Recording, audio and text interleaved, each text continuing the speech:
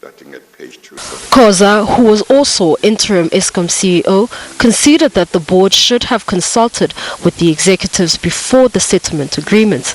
Instead, the board resolved to part ways with the executives after being informed that none of them wanted to return. This was despite former Eskom CEO Tshediso Matona's urgent and unsuccessful attempt to reverse his suspension. One of the board members, I think it was Mr. Khumalo, raised it in our meeting to say he had interacted with some of the executives and the intent or the inclination is that they would like to separate with the company as this was damaging their names in the market, and the inquiry was going to take long, up to 3 months, which they cannot keep their life on hold for so long. That was mentioned in a meeting, which led to a resolution by the board. Khoza said he wasn't aware the suspensions had been discussed by outsiders prior to being deliberated by the board. It's been alleged that the names were discussed during a meeting at former President Jacob Zuma's Durban home, attended by then SAA Board Chair Dudu Myeni. Other witnesses have testified that Gupta business associate Salim Issa knew about the suspensions before they happened. If that evidence is true, namely about that meeting, those 2 meetings of the 10th, one involving Mr. Abraham Masango and Mr. Koko and Mr. Salim Essa, the other one involving Ms. Daniels and Mr. Koko and Mr. Salim Essa at Melrose Arch.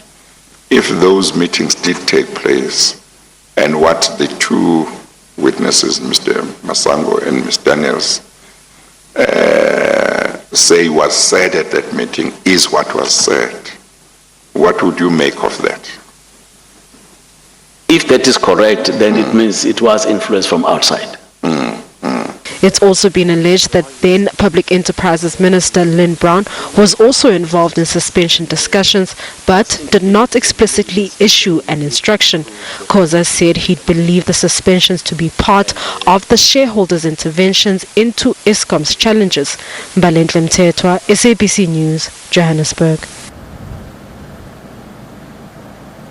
All right, Mbali joins us now to give us the latest. Mbali, a very good morning to you.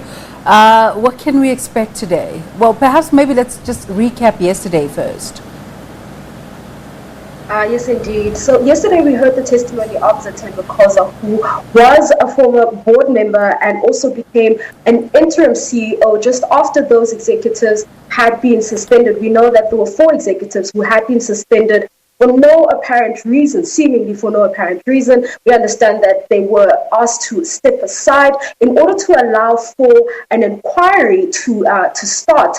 This inquiry was meant to look into load shedding as well as into their own performance. However, we heard from the testimony of the former CEO, Tshediso Matona, who said that he felt that after the suspensions, his position was no longer on the table, and unfortunately, 3 of the 4 executives who had been suspended then went into separation negotiations and were essentially just pushed out. It seems as though, if you listen to the evidence and the testimony before the commission, it seems as though they were forced out and pushed out.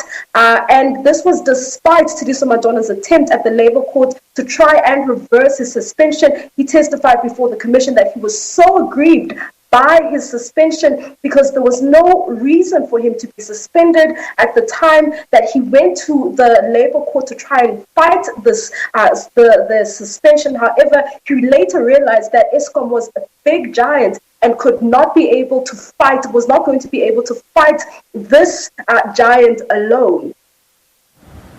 So in terms of today, what can we expect?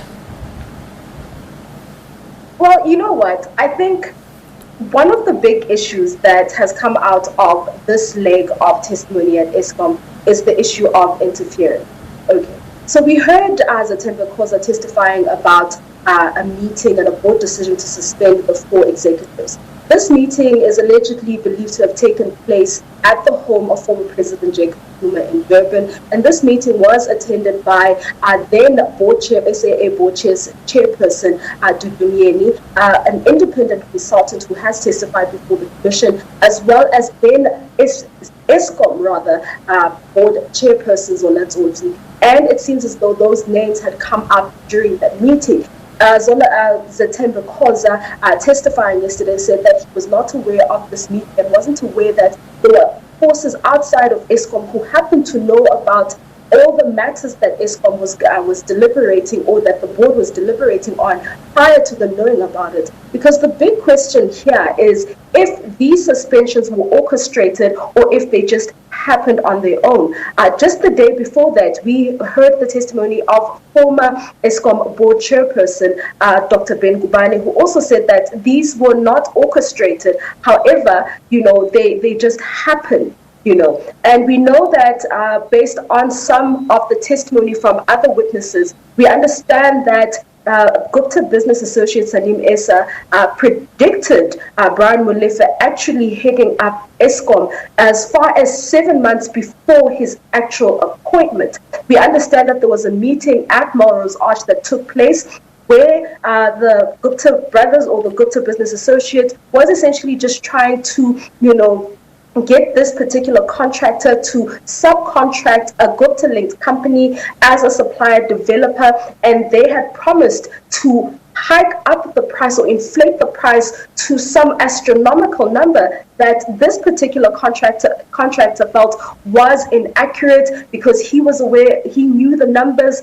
and he knew them well, and he thought this was not possible. The budget does not allow for such an escalation. However, in order to win this person over and to show how serious they were, it's alleged that Salim Essa then told this gentleman that they have actually even decided who should head up Eskom, and that Brian Molefe would be making that move to Eskom. And now we understand that the commission is actually just trying to find out if this was a plan from the very onset, and if so, who was involved. But it seems as though the board members didn't know about it. If we look at the testimony of Zethembe Khoza yesterday, and we also look at the testimony of Dr. Ben Gubane and other witnesses. But it seems other witnesses have attested to the fact that there were forces outside of Eskom who seemed to know about what was happening at Eskom at the time, and what would happen and what would take place and when it would happen. And of course, the Eskom space continued to be contested till this day. But thank you very much for that update, Mbali. Let's take a break. You're watching the